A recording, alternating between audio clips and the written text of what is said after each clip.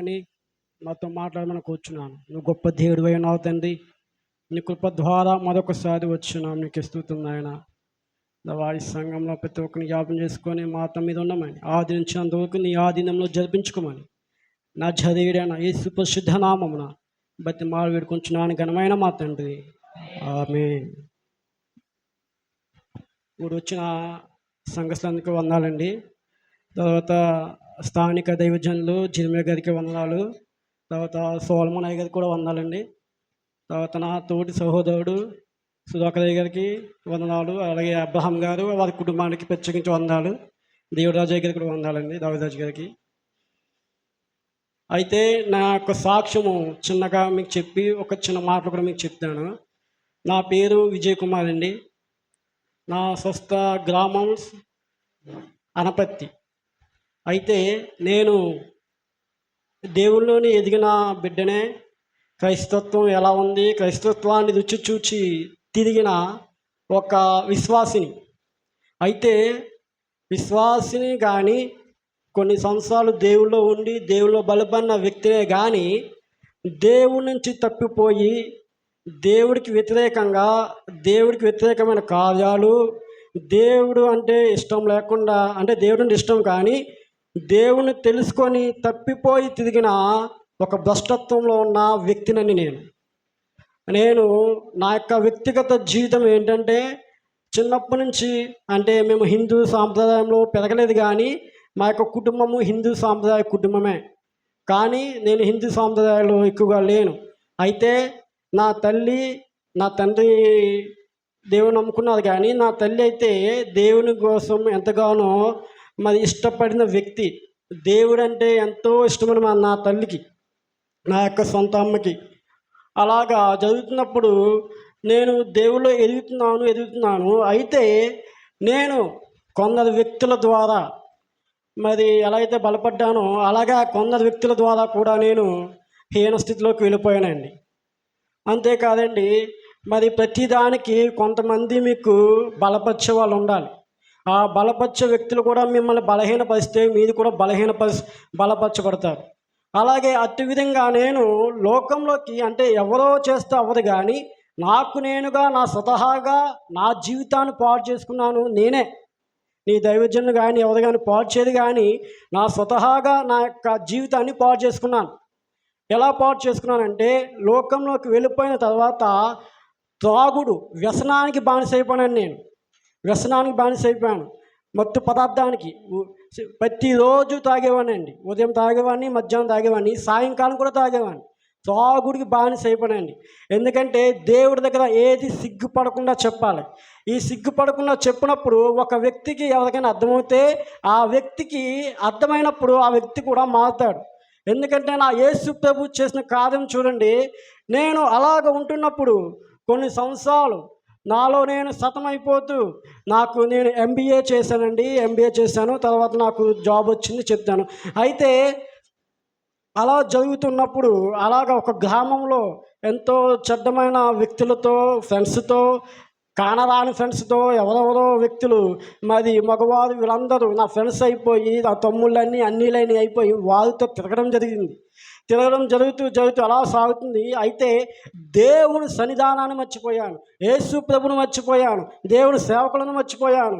అంతేకాదు ఆ దేవుని బిడ్డలు మర్చిపోయి నాకంటూ ఒక ప్రాంతంలో ఉంటూ ఒక మది చెట్టుకున్న తాగుతూ అక్కడే దొల్లుతూ అక్కడే మరి కుక్కకు తన వాంతకైతే ఎలా అయితే ఉందో నేను అలాగ వెళ్ళిపోయి నా జీవితాన్ని నేను పాడు చేసుకున్నానండి. స్వతహాగా నా జీవితాన్ని నేనే పాడు చేసుకున్నాను. అయితే దేవాతి దేవుడు చూడండి, ఎవ్వరూ నా దగ్గరికి రాలేదండి. నువ్వు ఇలాగుండు అలాగుండు ఇలా రా అని ఎవ్వరూ నన్ను బతిమాలే వచ్చి తోడుకుని వచ్చిన వాళ్ళు లేదు. కానీ ప్రార్థనలు చేసేవారు నా కోసం.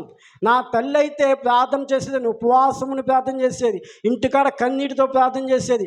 స్నేహితులు వస్తే ఇదిగో విజయ్ మీకు బుద్ధి చెప్పేవాడు ఎలాగైపోయాడో చూడు అని కన్నీరు పెట్టుకునేది. స్నేహితుల దగ్గర కన్నీరు పెట్టుకునేది. నా స్నేహితుల దగ్గర నా స్నేహితులు కన్నీటి పెట్టుకొని నా స్నేహితులు జాబ్ వచ్చి ఒక స్థితికి వచ్చినప్పుడు వారితో మాట్లాడితే అలాగేనమ్మా అని చెప్పి వెళ్ళిపోయారు. కానీ ప్రార్థనలు మాత్రమే చేసి మరి ఆ ప్రార్థన లేదా నేను చేసిన పరిచర్య తెలియదు, కానీ దేవుడు మళ్ళీ తన చేతిలోకి నన్ను తీసుకొచ్చారు. హల్లెలూయా, హల్లెలూయా. అయితే అలా జరుగుతుంది. అలాగా అమ్మ ప్రార్థన చేస్తూనే ఉంది, నేను కూడా అలాగే ఉంటున్నాను.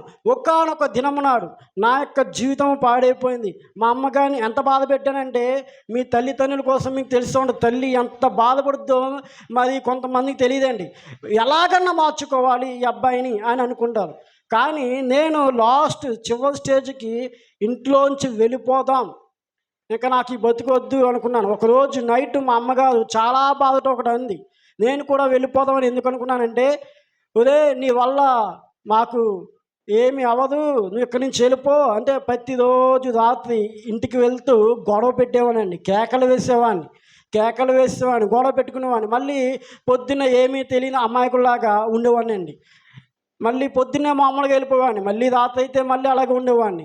కానీ మరి ఏమైందో నాకు తెలియదు, కానీ ఆ రోజు మా అమ్మగారితో అలా గొడవ అయినప్పుడు మా అమ్మగారు ఇంట్లో నుంచి వెళ్ళిపోరా అని ఒక మాట అందండి. అయితే ఆ మాట నాకు బాధ వేసింది, కానీ కఠినమైపోయిన నా హృదయానికి ఏమీ అనిపించలేదు.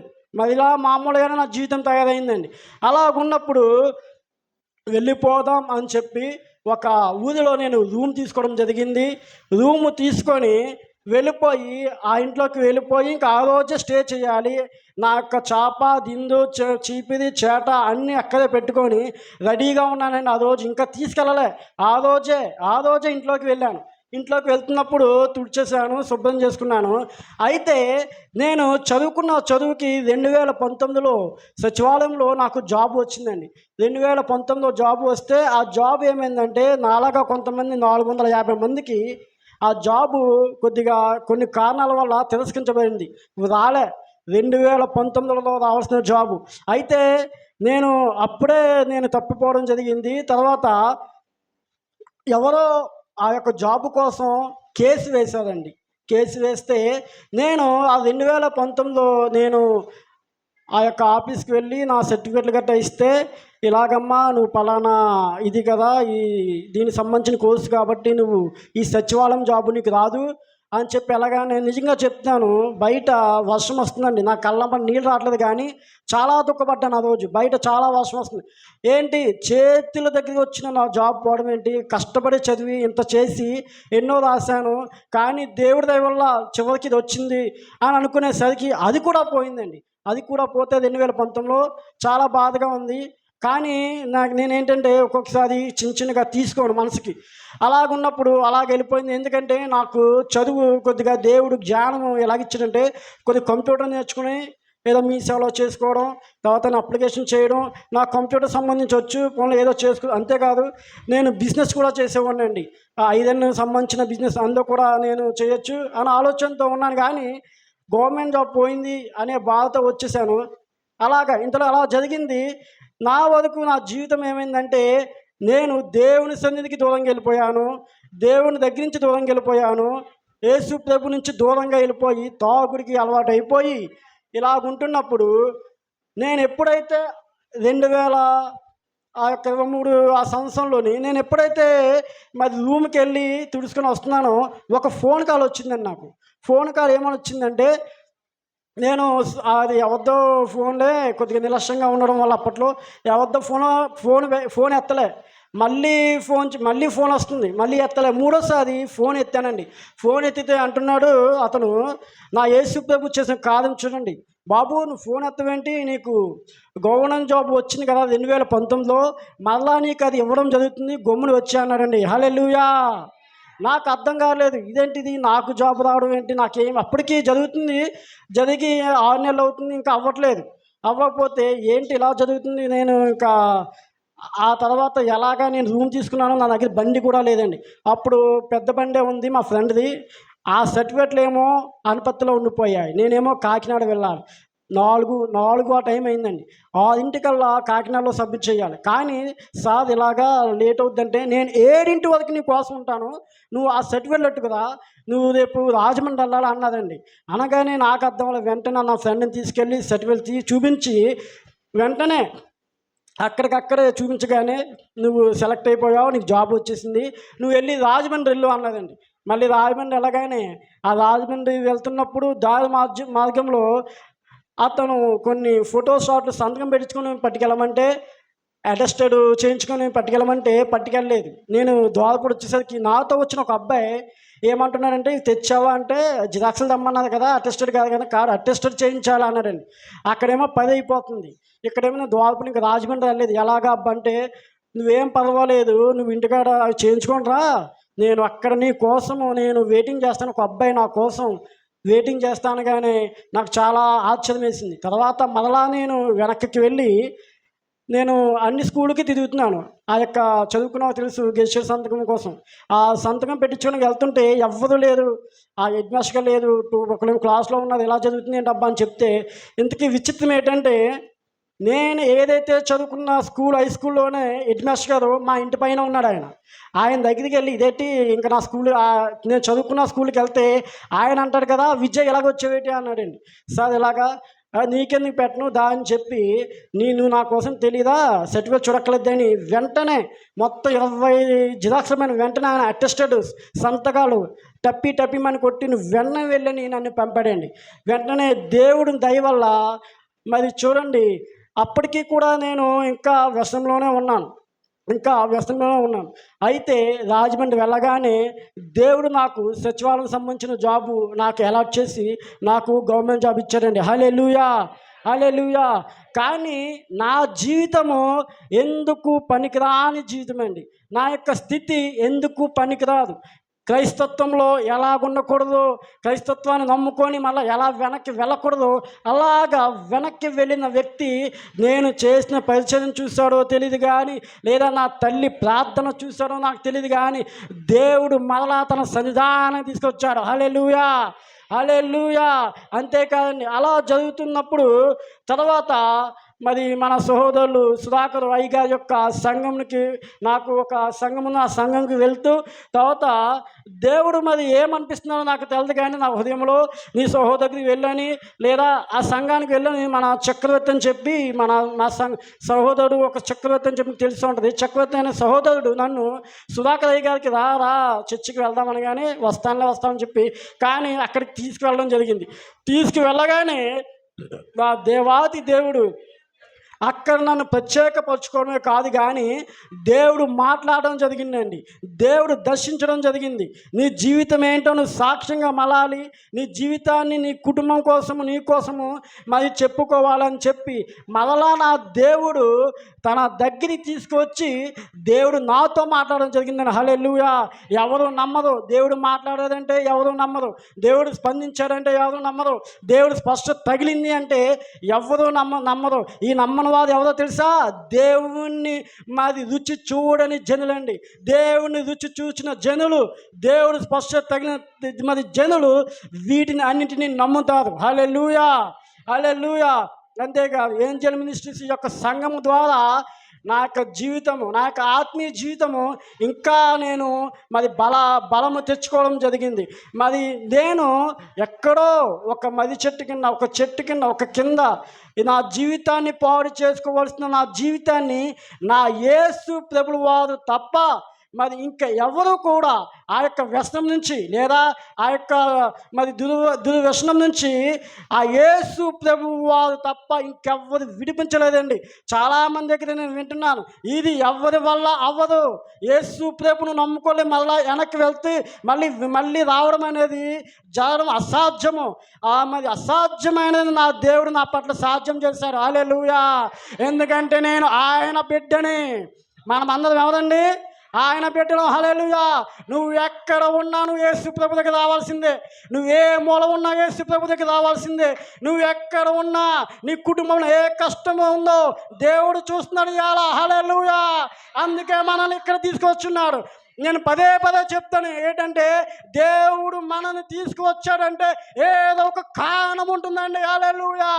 హల్లెలూయా. ఈ యొక్క వ్యసన పనులను దేవుని తీసుకొచ్చాడు. ఈ యొక్క మరి మందు తాగుతూ ఇంకో దుర్దర్శన పాడైపోతున్న ఈ యొక్క మరి యవ్వనస్తుని ఆ దేవుడు ఎలాగైతే తీసుకువచ్చాడో అనేక మంది మందు తాగుతున్న వాడిని మార్చాలని దేవుడు నన్ను తీసుకువచ్చాడు. హల్లెలూయా. దేని ద్వారా తెలుసా? దేవుడు సంఘము ద్వారా. హల్లెలూయా. హల్లెలూయా. సంఘము ప్రార్థన చేయాలి యవనస్తుల కోసం. సంఘము ప్రార్థన చేయాలి. సంఘము మరి కొనియాడాలి. తల్లిదండ్రులు తన బిడ్డల కోసం ఏమి చేయాలో తెలుసా? వేకుల జామున లేచి కన్నీళ్లు కాచి మీ యొక్క బిడ్డల కోసం ప్రార్థన చేయాలండి. ఇది ఎప్పుడు జరుగుతుందో తెలుసా? ఒక రోజు వస్తుంది. ఆ రోజు నీ తల్లిదండ్రులు మరి మీ బిడ్డల కోసం మీరు తలలు ఇలా ఎత్తుకుంటారు. నా యొక్క ఇంటికి వచ్చి ఎవరిని అడిగితే మీ చిన్నబాబు ఏం చేస్తాడంటే గవర్నమెంట్ జాబ్ అని చెప్తున్నారండి. నేనైతే ఆ జాబ్కి అదును కాదు. 2019లో పోయింది జాబు. నాకు వచ్చిన జాబ్ నాకు అర్థం కావట్లే. సచివాలయం ఏదో చిన్న జాబే. ఏం చేస్తున్నాడు? గవర్నమెంట్ జాబ్ అంతే. దేవుడు ఒక చిన్న మాట, ఈ చిన్న మాట అంతే. ఎవరికి ఇంకా ఏమి తెలియదు. ఓకే నేను ఇప్పుడు ఒక చిన్న అతిశయం పడతాను. ఏంటంటే నేను చదువుకున్న చదువుకి ఒక న్యాయం చేశాను. నా తల్లిదండ్రులకి ఒక న్యాయం చేశాను. ఈ న్యాయం చేయించింది ఎవరో తెలుసా? నా యేసు ప్రభువు. హల్లెలూయా. హల్లెలూయా. ఎక్కడో ఉండాల్సింది పాడైపోయిన నన్ను తీసుకువచ్చి నా తల్లిదండ్రుల్ని, నా యొక్క సంఘమును, నా సహోదరులని ఈ సంఘంలో నిలబడడానికి, మా తలలు ఎత్తడానికి చేసింది, ఈ కార్యము చేసింది యేసు ప్రభు మాత్రమే. మీరు ఎవరి వల్ల జరగదండి. ఇది ఎవరి వల్ల జరగదు. కేవలం మీ ప్రార్థన, మీ యొక్క ఆరాధన, మీ యొక్క స్తుతి ఒక్కరోజు నీ కుటుంబంను కట్టబోతున్న ప్రియులారా. నేను కొద్దిగా చిన్న వాక్యం చెప్పి ముగిచ్చేస్తాను చూడండి. నా సాక్ష్యం అయితే ఇలాగా ఉంది. కానీ మరి నేను బతికిన బతుకులో నా బతుకు నేను ఒక్కసారి ఊహించుకుంటే ఏదో భూకంపము, తుఫాను లేదా సునామీ వచ్చినట్టు ఉంటుందని నాకు ఒక్కోసారి. ఎందుకంటే నేను అందులోనే ఉంటే ఈ యొక్క సంఘాన్ని నేను దర్శించలేనే, నేను అందులోనే ఉంటే ఈ సహోదరులతో నేను తిరగలేనే, నేను అందులోనే ఉంటే ఈ సహవాసంలో నేను ఉండలేను కదా, నేను అందులోనే ఉంటే ఇంకో నా యేసు ప్రభు రాజ్యానికి నేను ఆ మెట్లకు నేను ఎక్కలేను కదా, నేను అందులోనే ఉంటే ఆ పరలోక రాజ్యం ఏంటో నాకు తెలిసేది కాదు కదా, ఆ సోదమ గోమద వల్ల నేను అయిపోదును కదా, అగ్ని గుందకంలో నా మీద పడుదును కదా, నేను చనిపోవడానికి మాది కాదుకుని అవుదును కదా అని అనిపించేదండి. చూడండి ఒకసారి వ్యసన పనులారా, తాగుబోతు అనే ఒక వ్యసనం అనేది ఆత్మ ప్రతి ఒక్కరిని చాలా పీడిచ్చేస్తుంది ఈ రోజుల్లో. అదొకటే కాదు, రాజు చెప్పిన విషయం చూడండి, జూదం అనేది. అంతేకాదు ఇంకా చాలా చెప్పాలి దైవజనులు రాత్రికాల సమయంలో. ఆ యొక్క ఆత్మ ప్రతి ఒక్కరిని పీడించేస్తుందని. అదేంటో ఆత్మ అవదు, కుటుంబంలో పీడిస్తుంది. కుటుంబంలో ఎవరైతే బాగుంటున్నారో, కుటుంబంలో ఎవరైతే బాగా చదువుకుంటున్నారో, కుటుంబంలో ఎవరైతే బలంగా ఉండాలి, కుటుంబంలో ఎవరైతే చిన్నపిల్లలు మరి బలంగా ఉండాలి అనుకుంటున్నారో వాళ్ళనే పట్టుకుంటున్నారు ఆ ఆత్మ ఇప్పుడు ఈ కూటమి ద్వారా వెళ్ళిపోనుగాక. హల్లెలూయా. హల్లెలూయా. యేసు ప్రభువు ఎవరైతే మీ కుటుంబంలో మరి అణిచివేయడానికి చూస్తుందో ఆ యొక్క యేసు ప్రభు ఈ కూటాల ద్వారా వెలిగించునుగాక. ఆ బిడ్డని కుటుంబం ఎత్తిపడుతునుగాక. ఆ బిడ్డని సంఘమును తల ఎత్తుకొని చేదునుగాక. హల్లెలూయా. గుమ్మములారా మీ తలలు పైకెత్తుకొని అని చెప్తున్న వాక్యం. హల్లెలూయా. హల్లెలూయా. చూడండి పిల్లలారా, దేవుడు కుటుంబాన్ని కక్కలాపికలం చేసేస్తున్నాడు. దేవుడు ఒక మనిషిని ఒక కుటుంబంలో ఒక్క వ్యక్తిని మాత్రమే పట్టుకుంటున్నాడు. ఆ ఒక్క వ్యక్తి వల్ల ఏమవుతుందో తెలుసా? కుటుంబం పాడైపోతుందండి. ఆ ఒక్క వ్యక్తి వల్ల మరి సంఘము పాడైపోతుంది. సంఘంలో కూడా అలాగే ఉంటున్నారు, సమాజంలో కూడా అలాగే ఉంటున్నారు, నీ యొక్క బంధువులో కూడా అలాగే ఉంటున్నారు. అయితే నువ్వు ఒకటే చేయాలి, ప్రార్థన చేయాలి, ప్రార్థన చేయాలి, దేవుని స్తుతించాలి, దేవుని ఆరాధించాలి. ఎందుకు మనం దేవుని సన్నిధికి వస్తున్నాము? ఏదో ఒక రోజు మన ఫలితం పొందబోతున్నాం. హల్లెలూయా. నేను పొందాను ఆ ఫలితం నా యేసు ప్రభు దగ్గర. నేను చేసిన ప్రతి కార్యము దేవుడు నాకు తిరిగి ఇచ్చాడు. హల్లెలూయా. మిమ్మల్ని అందరం చూస్తున్నా నాకు చాలా ఆనందంగా ఉంది. ఎందుకో తెలుసా? మీరు ప్రయాసపడిన ఈ ప్రయాస ఒకరోజు ఫలితం ఇవ్వబోతున్నాడు నా యేసు ప్రభు. హల్లెలూయా. నువ్వు సినిమాకి వెళితే 3 గంటలు అక్కడితో అయిపోద్ది, ఆటల పాటకి వెళ్తే ఒక 3 గంటలు అక్కడితో అయిపోద్ది. అక్కడ వరకు నీ ఫలితం నువ్వు యేసు ప్రభు సన్నిధిలో 1 గంట లేదా 2 గంటలు, ఒక 5 నిమిషాలు కూర్చుంటే ఆ ఫలితము ఒకనాడు బహు విస్తారం అయిపోయి ప్రియులారా మిమ్మల్ని ఎత్తబడుతూ చేస్తుంది. హల్లెలూయా, హల్లెలూయా. మీది ఉట్టిగా వచ్చారా? ఇంత ఎండ ఉత్తిగా వచ్చాదండి? ఉత్తిగా రాలే. దేవుని చూడాలని వచ్చారు. మన యేసు ప్రభుని చూడాలని వచ్చారు. మన యేసు, నా యేసయ్య ఇక్కడ ఈ సన్నిధానంలో ఉన్నారు, దైవజనులతో మాట్లాడుతున్నాడు. అందుకే మేము ఇక్కడికి వచ్చాం. అందుకే నా యేసు ప్రభు అక్కడ ఉన్నాడు కాబట్టి ఈ సన్నిధానానికి మీరు వచ్చారు. హల్లెలూయా. మనం ఏది చేసినా ఫలితం ఆశిస్తాం, అంతే కదండి. నువ్వు పొద్దున్నే 4 గంటలకి ఎక్కడికి వెళ్తారు? కోతకి కానీ లేదా ఆ యొక్క ఉపాధి పనులు కానీ పొద్దున్నే వెళ్ళిపోయి 10ంటికి రావడమో 11ంటికి రావడమో జరుగుతుంది. మరి దాని ఫలితం వస్తుందా లేదా? ఒకరోజు మీకు జీతము వస్తుంది. అలాగే దేవుని సన్నిధికి వచ్చినప్పుడు మీకు తెలియని ఫలితం ఇది, మీ ఆత్మకు తెలియని ఫలితం ఇది, మీ కుటుంబానికి తెలియని ఫలితము దేవుడు ఇస్తున్నాడు. హల్లెలూయా. ఈ రోజుల్లో ఈ గ్రహింపు ఉండడం లేదండి. తీలారా సంఘస్థులకి ఈ గ్రహింపు ఉండడం లేదు, కొంతమంది విశ్వాసులకి ఈ గ్రహింపు ఉండడం లేదు. వచ్చాం, వెళ్ళాం, వెళ్ళిపోయాం, ఏదో వచ్చాం అని ఉన్నది. కానీ యేసు ప్రభు వారు అక్కడ ఉన్నారు. యేసు ప్రభు నా కోసం కార్యం చేస్తున్నాడు. యేసు ప్రభు నాకు ఒక మాట ఇస్తున్నాడు. యేసు ప్రభు ద్వారా నేను ఏదో పొందుకోకపోతున్నాను అని ఉద్దేశంతో రావడం లేదు. ఆ ఉద్దేశంతో కానీ మీరు వస్తే ఇదిగో మీకున్న బాధలు కానీ, ఇబ్బందులు కానీ, కష్టములు కానీ అవి ఉన్నను, వాటిలో మీకు సంతోషం ఇస్తాడు. హల్లెలూయా, హల్లెలూయా. మీ ఇంటికి వెళ్ళాక మీ కష్టం అలాగే ఉంటుంది, మీ ఇంటికి వెళ్ళాక మీ నష్టం అలాగే ఉంటుంది, మీ యొక్క అప్పులు అలాగే ఉంటాయి. కానీ యేసు ప్రభు సంతోషం ఇస్తాడు, అవి పోగొట్టుకుని సంతోషం ఇస్తాడు. చివరికి శాశ్వత పరిష్కారము నా యేసు ప్రభు వారు ఇస్తారు. హల్లెలూయా. ప్రియులారా, అలాగే దేవుని గ్రంథంలో ఒక 5 నిమిషాల మాటలో చెప్తాను చూడండి. ఒకానొక దినము నాడు మరి దేవుని గ్రంథంలో ఏం జరిగిందంటే ఒక అద్భుత కాలం జరిగిందండి. యెహోషువ ఉన్న కాలంలో మరి చూడండి, మోషే యొక్క శిష్యుడు యెహోషువ ఉన్న కాలంలో ఇద్దరు వేగులు వారు ఒక ప్రాంతం చూడడానికి వెళ్ళారండి. ఒక ప్రాంతం చూడడానికి వెళ్ళారు. ఆ ప్రాంతం ఈ ముండూరు అనుకోండి కనీసం. అయితే ప్రియులారా, ఆ చూడడానికి వెళ్తున్నప్పుడు ఆ ఇద్దరు వ్యక్తులను చంపివేయాలని, ఆ ఇద్దరు వ్యక్తులను పాడు చేయాలని, ఇదిగో నీ సన్నిధానం వస్తున్నావు కదా, నీకు ఈ యొక్క కుటుంబంలోంచి లేదా ఈ యొక్క గ్రామంలో మరి ఆ యొక్క మరి ఇబ్బంది పెట్టేవారు చాలామంది ఉన్నారు. చూడండి జాగ్రత్త పిల్లారా. అయితే ఒక వ్యక్తి లెగిసింది ఆ ఇద్దరు వ్యక్తులను కాపాడడానికి, దేవుని బిడ్డలను కాపాడడానికి, దేవుని ప్రణాళికని కాపాడడానికి, దేవుణ్ణి మరి అనుకూలంగా ఉన్న ఆ ఇద్దరు బిడ్డలను కాపాడడానికి ఒక వేశ్యన రహాబు అనే ఒక స్త్రీ మరి నిలబడిందండి. నిలబడి ఆ ఇద్దరు వ్యక్తులను దాచుకుంది, తన ఇంటిలో దాచుకుంది. తన యొక్క ఇద్దరు బిడ్డలను ఆ వేగుల వారిని దాచుకుంది. ఎందుకు దాచుకుంది ఆ దేవుని బిడ్డలను? ఆ దేవుని బిడ్డలను ఎందుకైతే కాపాడిందో తెలుసా? ఆ దేవుని బిడ్డల ద్వారా తన కుటుంబము తను కూడా రక్షించబడతారు. హల్లెలూయా. ఆ వ్యక్తి తెలుసుకుందండి ప్రియులారా. ఇదిగో మీ దగ్గరికి దేవుని బిడ్డలు వచ్చారు, మీ దగ్గరికి దేవుని సంఘము వచ్చింది ప్రియులారా. ఈ ఊరికి ఒక దేవుని సంఘము వచ్చింది. ఈ ఊరికి యేసు ప్రభు వారు వచ్చారు. ఆ యేసు ప్రభు వారిని నువ్వు కాపాడుకోవాలి. రాహాబు వేశ్యైన ఆకసి ఆ ఇద్దరు వ్యక్తులను ఎలా అయితే మిద్ద మీద రాశివల కప్పి కాపాడిందో అలాగే నీ యేసు ప్రభును నువ్వు కాపాడుకోవాలి. యేసు ప్రభును ఎప్పుడైతే నువ్వు మరి నీ ఆధీనంలో తీసుకుంటావో, ఎప్పుడైతే నువ్వు నీ ఇంట్లోకి రాణిస్తావో, ఎప్పుడైతే మిద్ద మీదకి ఎక్కిస్తావో, మిద్ద మీద ఉండి ప్రార్థన చేస్తావో, ఏదో మూల ఉండి యేసు ప్రభుని మరి రమ్మని ప్రార్థన చేస్తావో, ఆ యేసు ప్రభు నిన్ను కాపాడబోతున్నాడు. హల్లెలూయా, హల్లెలూయా, హల్లెలూయా.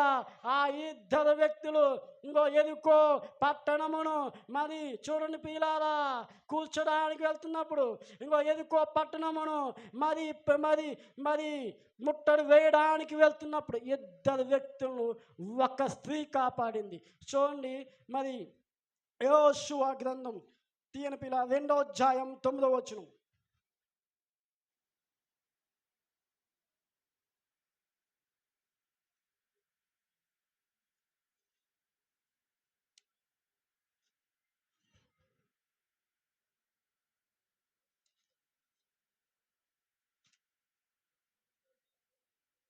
యెహోవా ఈ దేశమును మీకు ఇచ్చుచున్నాడనియు, మీ వలన మాకు భయము పుట్టుననియు, మీ భయము అలసి ఈ దేశ నివాసులందరికీ ధైర్యము చెడిననియు నేను ఎరుగుదును. హల్లెలూయా, హల్లెలూయా, హల్లెలూయా. ప్రియులారా, ఇక్కడ ఒక మాట జ్ఞాపం చేసుకోండి. యెహోవా ఈ దేశమును మీకు ఇచ్చుచున్నాడు. ఇదిగో ఇద్దరు వేగుల వారు ఒక పట్టణంకు వెళ్ళినప్పుడు ఆ ఇద్దరు వేగుల వారితో ఒక స్త్రీ అంచున్నది ఏమిటంటే, మరి ఎందుకు ఒక మిద్ద మీద ఉన్న ఒక స్త్రీ అంచుంది, ఒక మూల ఉన్న ఒక స్త్రీ అంచుంది. ఏంటంటే, ఈ దేశమును మీకు ఇచ్చుచున్నాడని నాకు తెలిసి అంటుందండి. ఇంకో పిల్లారా, ఈ యొక్క ముండు అనే గ్రామంలో ఈ కుటుంబంలో మీ కుటుంబానికి దేవుడు ఏదో ఇవ్వబోతున్నాడు, మీ సంఘానికి ఏదో ఇవ్వబోతున్నాడు. ఇంకో ఈ ముండు గ్రామమును లేదా ఈ సంఘానికి ఇవ్వబోతున్నాడేమో చూసుకొని పిల్లారా, ఒక్కసారి ఆ దేవాది దేవుని ఒకసారి జ్ఞాపం చేసుకోండి. ఈ దేశమును మీకు ఇవ్వబోతున్నాడు. నీ కుటుంబంలో ఏదో ఆపద మరి ఉందేమో అది తొలగించి, నష్టం ఉందేమో తొలగించి, నీకు రావాల్సింది ఏదో ఉంది ఇవాళ దేవుడు నీకు ఇవ్వబోచున్నా పిల్లాల. హల్లెలూయా, హల్లెలూయా. నువ్వేదో కోరుకుంటున్నావేమో, అది ఇవాళ నువ్వు పొందుకొనబోచున్నావు. ఆ దేశం ఎలాగైతే తనకిస్తాడో మీకు కూడా నీ కుటుంబంలో ఏదైతే కోల్పోతున్నావో, నీ జీవితంలో ఏదైతే కోల్పోతున్నావో, నీ సమాజంలో ఏదైతే కోల్పోతున్నావో, అంతేకాదు నీ యొక్క తల్లిదండ్రుల ద్వారా లేదా ఏదైనా నీ బిడ్డల ద్వారా రావాల్సిన ఏదైనా కోల్పోతున్నావేమో ప్రియులారా, ఈరోజు నీకు దేవుడు ఇవ్వబోతున్నాడు. నువ్వు స్వాధీనపరచుకోబోచున్నావు. మరొక వాక్యం చదవని ప్రియులారా, యోషువ గ్రంథము 6:16.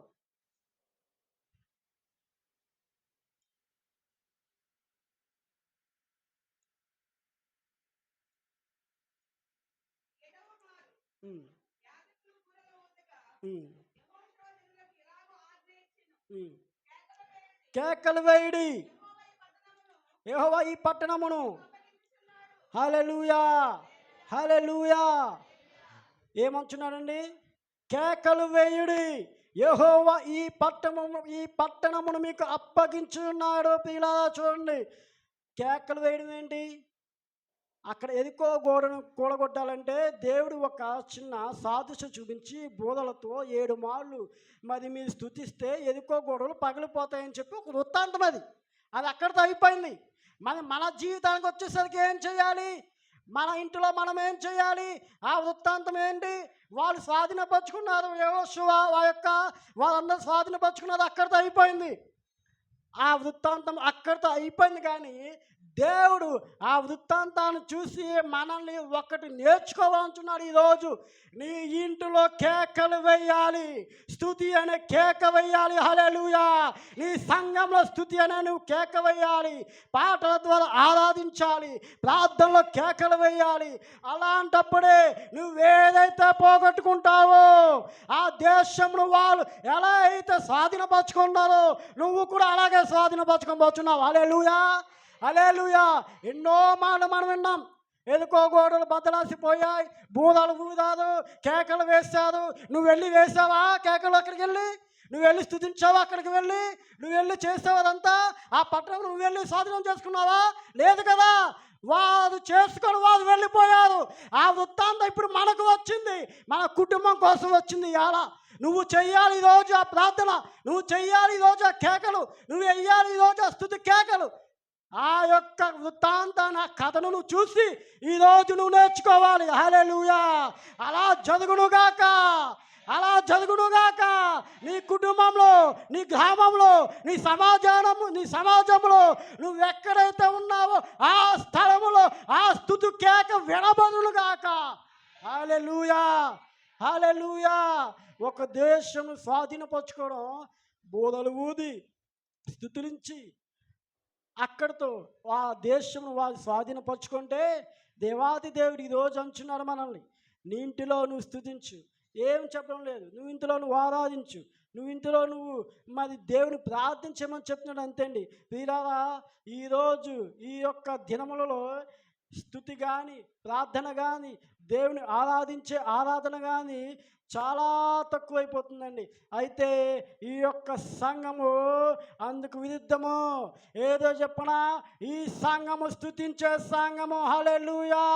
బూరలు ఊచు కేకలు వేచి స్తుతించుచు దేవుని కనపరిచే సంఘం ఇది. హల్లెలూయా. అక్కడ వేసింది యెహోషువ కేకలు వేయలేదండి. చూడండి పిల్లారా, అక్కడ జనులు కేకలు వేశారు. ఇక్కడ కూడా ఎవరు కేకలు వేయాలి? మనము కేకలు వేయాలి. హల్లెలూయా. మనము స్తుతించాలి ఈ సంఘంలో. దేవాటి దేవుని మనం స్తుతిస్తే ఆ రోజులో ఎలా అయితే ఆ యొక్క దేశం స్వాధీనపరుచుకుంటున్నారో మనము కూడా మనకి ఏదైతే లోటు ఉందో, ఏదైతే ఇబ్బంది ఉందో ఆ యొక్క లోటుని ఇబ్బంది తొలగించి ఆ యేసు ప్రభువు మనకి ఏదైతే నీకు అవసరం ఉందో దాన్ని నువ్వు స్వాధీనపరచుకోవాలని ఈరోజు చెప్తున్నారండి. ప్రియులారా, ఎదుకో పట్టణము, ఆ యొక్క స్థలము, ఆ యొక్క జనులు వెళ్ళిపోయారు. ప్రియులారా, ఎన్నో వేల సంవత్సరాలు అయిపోయి వెళ్ళిపోయారు. కానీ అది ఇంకా చెబుతూనే ఉంది ఆ మాట. ఇంకా ఎన్నో సంవత్సరాల నుంచి ఆ మాట వస్తూనే ఉంది. ప్రియులారా, ఆ మాటను మీరు ఒకసారి ముగిచ్చేస్తాం చూడండి.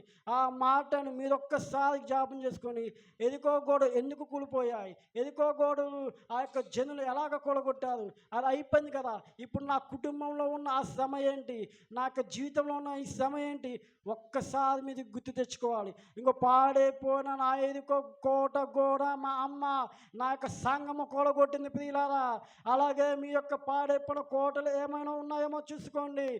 మీ యొక్క సంఘము ద్వారా లేదా నీ దైవజనం ద్వారా కూలగొట్టే ప్రయత్నాలు చేయాలి. మీరు ఆ కూలగొట్టి ఆ యొక్క ఎదుకోని మీరు మీ యొక్క ఏదైతే సమస్య ఉందో ఆ సమస్యను పరిష్కరించుకోవాలి ఈ రోజుల్లో. ప్రియులారా, మీకు మీ దైవజనుల ద్వారా కానీ మీ సంఘం ద్వారా కానీ ఈరోజు మీరు గుర్తెరగాలి. దేవుడు త్వరగా రానన్నాడు. ఆయన చాలా త్వరగా రానన్నారు. పిల్లలు, చాలా యేసు ప్రభు రాకడికి మనం చాలా దగ్గరగా ఉన్నాం. అనేకమైన యవనస్తులు యవనరాణులు పాడైపోతున్నారు ఈ దినంలో. మీరు వారి కోసం ప్రార్థన చేయాలి. సంఘము మీరు వారి కోసము స్తుతించాలి. మీరు వారి కోసం విజ్ఞాపన చేయాలి. ఈ అంత విజ్ఞాపన ఏదో ఒక రోజు మీరు ప్రతిఫలం పొందుతారని నేను నిజంగా కోరుకుంటూ ఈ యొక్క వాక్యాన్ని ఇంతలో ముగిస్తున్నాను. హల్లెలూయా.